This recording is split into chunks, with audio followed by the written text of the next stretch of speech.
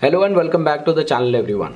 हाल ही में हम जानते हैं कि सुप्रीम कोर्ट ने गवर्नमेंट को डायरेक्ट किया है कि वो सेडिशन लॉ यानी section 124A of the IPC को रिकंसिडर करे। इसकी बुनियाद कुछ पिटिशंस हैं जो सुप्रीम कोर्ट ने फाइल की हैं।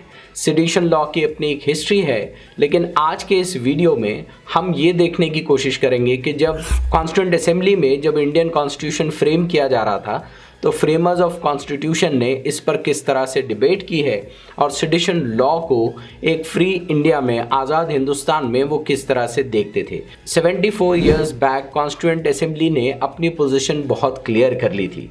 उन्होंने कैटेगोरिकली ये डिसाइड किया कि there is no place for this law in the Indian constitution, और इसके साथ साथ उन्होंने कहा कि इसके इंडिया के पॉलिटिकल फ्यूचर में इसकी कोई जगह नहीं है। आज के इस वीडियो में हम इंडियन हिस्ट्री के उस पार्ट को रिविजिट करने की कोशिश करेंगे जब कॉन्स्टिट्यूएंट असेंबली डिबेट्स हो रही थी।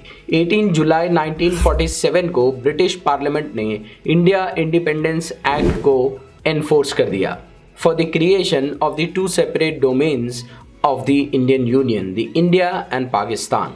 और इसी के साथ साथ लेजिस्लेचर्स को ये पावर दे दिए कि आज़ाद हिंदुस्तान के नए कॉन्स्टिट्यूशन को वो पूरी तरह से फ्रेम करे, उस पर डिबेट करे और डिबेट करके इसको फॉर्म करे। नया कॉन्स्टिट्यूशन जो ले डाउन हुआ वो कॉन्स्टिट्यूशन का अपना एक प्रोसेस है। कॉन्स्टिट्यूशन में कई प्रावधान है और इन प्रावधानों पर डिस्कस करने के लिए सब कमेटियां बनाई गई। एक important sub committee that was form during this period, वो सब कमेटी थी फंडामेंटल राइट्स की, और इस कमेटी को हेड कर रहे थे सरदार वल्लभ भाई पटेल।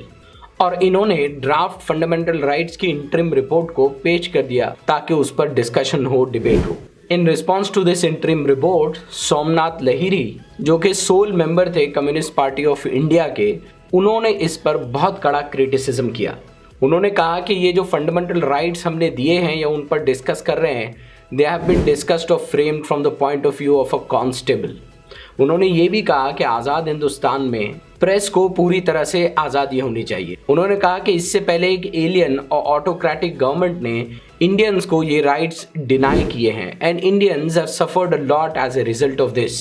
उन्होंने इस क्लॉज के अंदर मेंशन सेडिशियस स्पीच पर इम्पॉर्टेंट टिप्पणी रखी। उन्होंने कहा कि यहाँ पर सरदार पटेल के व्यू में सेडिशियस स्पीच एक क्राइम है और कल को अगर फ्यूचर में आगे चलकर मैं या सोशलिस्ट पार्टी कोई एक ऐसा कमेंट करती है ये प्रेजेंट गवर्नमेंट डेस्पिकेबल है, तो सरदार पटेल अगर वो फ्यूचर में पावर में रहते हैं, he will have the socialist party people and me put up in jail on the charges of sedition।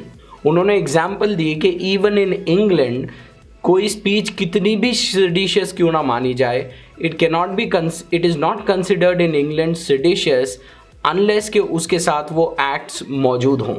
Vallabh भाई पटेल के freedom of speech and expression के इस क्लॉज के अंदर सेडिशन को लेकर राजगोपालाचार्य के बहुत ही स्ट्रिंजेंट रिमार्क्स थे।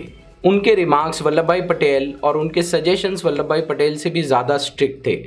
लहिरी ने उन पर भी अटैक किया और उन पर अटैक करके उन्होंने सेडिशन लॉ या सेडिशन के इस इंक्लूजन को क्रिटिसाइज किया। उन्होंने कहा कि अगर वल्लभ भाई पटेल अगर पावर में रहते हैं तो वल्लभ भाई पटेल तो सिर्फ मुझे सेडिशन स्पीच करने पर जेल में डालेंगे या सेडिशन का चार्ज लगाएंगे, लेकिन राजगोपालाचार्य तो मुझे स्पीच को होने से पहले ही मुझे पनिश कर देंगे।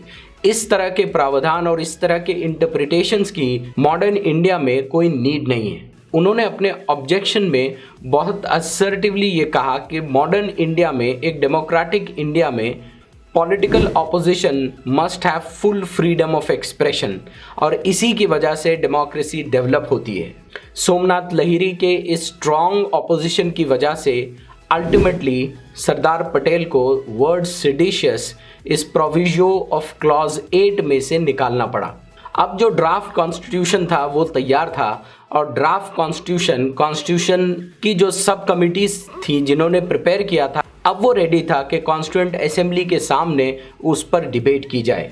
और 21 फरवरी 1948 को ये ड्राफ्ट कॉन्स्टिट्यूशन असेंबली के सामने डिबेट के लिए रख दिया गया। इसका जो चैप्टर 3 है इसमें फंडामेंटल राइट्स इन्यूमरेटेड हैं और इसी के आर्टिकल 13 में constitution talks about freedom of speech and expression.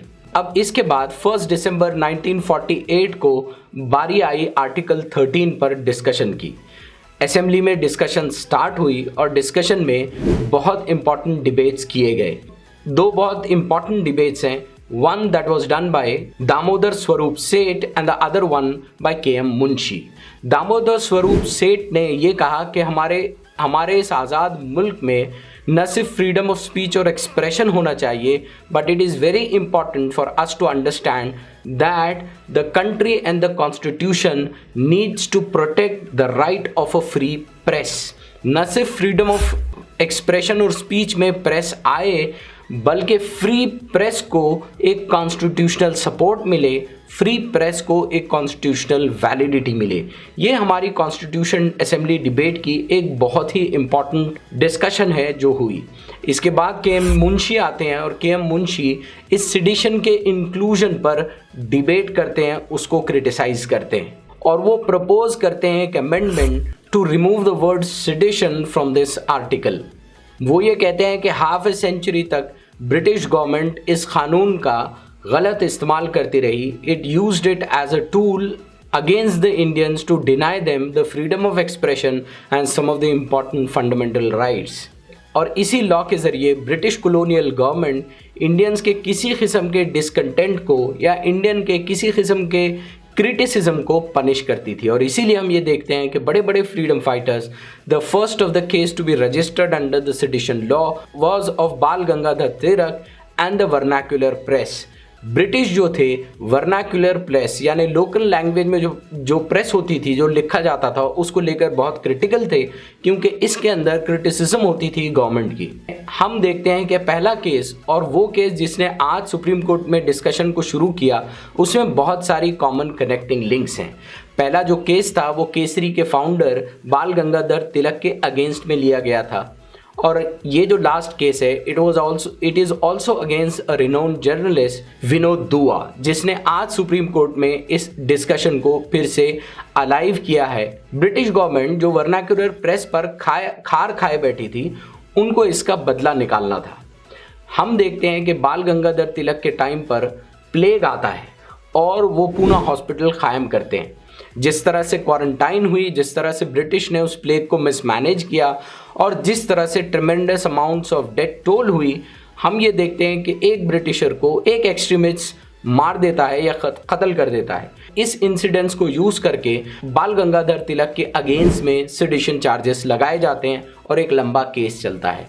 Vinod दुआ की हिस्ट्री हम देखें, विनोद दुआ फिर से एक पैंडमिक है, वहाँ प्लेग था, यहाँ कोविड-19 है। Again being mismanaged by the government, again the government being criticized, the prime minister being criticized और विनोद दुआ is being charged with sedition। इसी के नतीजे में सुप्रीम कोर्ट गवर्नमेंट की सख्त टिप्पणी करता है and we reach to the present day where the law is getting decided। Constituent assembly में जब इस पर डिबेट हो रही थी तो सेठ गोविंद दास, इन्होंने इस पर एक बहुत इंपॉर्टेंट डिबेट की। उन्होंने अपनी एक फैमिली स्टोरी सुनाई। उन्होंने कहा कि उनके जो ग्रेट ग्रैंड फादर थे वो उन्होंने 1857 की जो पहली जंग आज़ादी थी उसमें इंडियंस के अगेंस्ट ऑफ ब्रिटिशर्स को हेल्प की और उन्होंने हेल्प की ताकि ये म्यूटिनी, ताकि ये पहली जंग आज़ादी को ब्रिटिश ख़त्म कर सकें।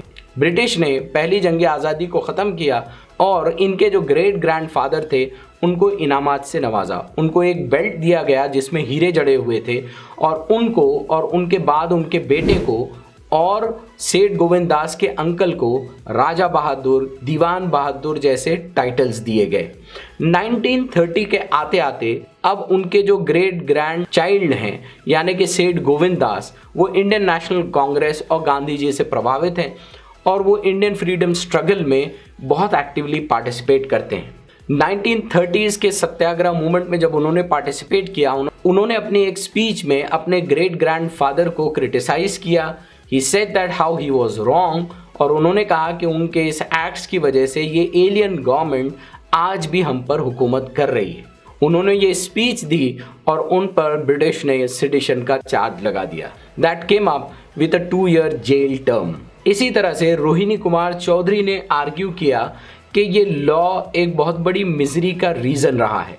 ये लॉ रीजन रहा है कि इंडिया को अब तक इंडिपेंडेंस नहीं मिल सकी। गांधी जी पे जब सेडिशन का चार्ज लगा तो गांधी जी ने कहा कि ये जो section 124A of the IPC है, ये तो इंडियंस की लिबर्टी, इंडियन सिटीजन्स की लिबर्टी को छीनने वाला पॉलिटिकल लॉज का, पॉलिटिकल सेक्शंस का ये राजकुमार है।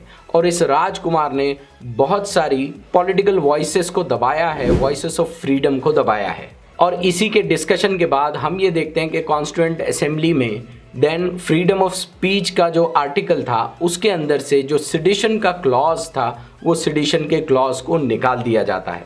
लेकिन still in the Indian penal code sedition as a law remains. सेडिशन 1860 का जो लॉ था वो इंडियन पीनल कोड में बाकी रहता है। और बाकी रहने के बाद एक important decision in independent India में आता है, that is Kedarnath versus the state of Bihar. इस डिसीजन में सुप्रीम कोर्ट ये कहता है कि ये जो सेडिशन लॉ है ये कॉन्स्टिट्यूशनली वैलिड है, इसकी कॉन्स्टिट्यूशनल वैलिडिटी मौजूद है और कुछ ये गाइडलाइंस देता है। केदारनाथ डिसीजन से पहले 1959 में इलाहाबाद हाई कोर्ट ने Ramnandan versus the state of Uttar Pradesh में ये कहा था कि आज़ाद हिंदुस्तान में इस कॉलोनियल लॉ की कोई ज़रूरत नहीं है और ये कॉन्स्टिट्यूशनली वैलिड नहीं है, दिस लॉ इज़ अनकॉन्स्टिट्यूशनल। लेकिन 1962 के आते Kedarnath versus the state of Bihar में 5 जजेस की कॉन्स्टिट्यूशनल बेंच ये करती है कि इस लॉ की कॉन्स्टिट्यूशनल वैलिडिटी को अपहेल्ड करती है। अब फिर से सुप्रीम कोर्ट इस लॉ पर डिस्कस कर रहा है। ये थी हमारी history of the Indian penal code that is on sedition 124A और ये हमारे कॉन्स्टिट्यूशन असेंबली डिबेट्स में किस तरह से डिबेट किया गया। होप कि आपको हमारा ये वीडियो पसंद आया हो, होप कि आपको ये इन्फॉर्मेटिव लगा हो। If so do share it with your family and friends, do subscribe to our channel, press the notification bell icon so that you are notified whenever we come up with a new video. Hope to see you soon with the new video. Till then, thank you very much.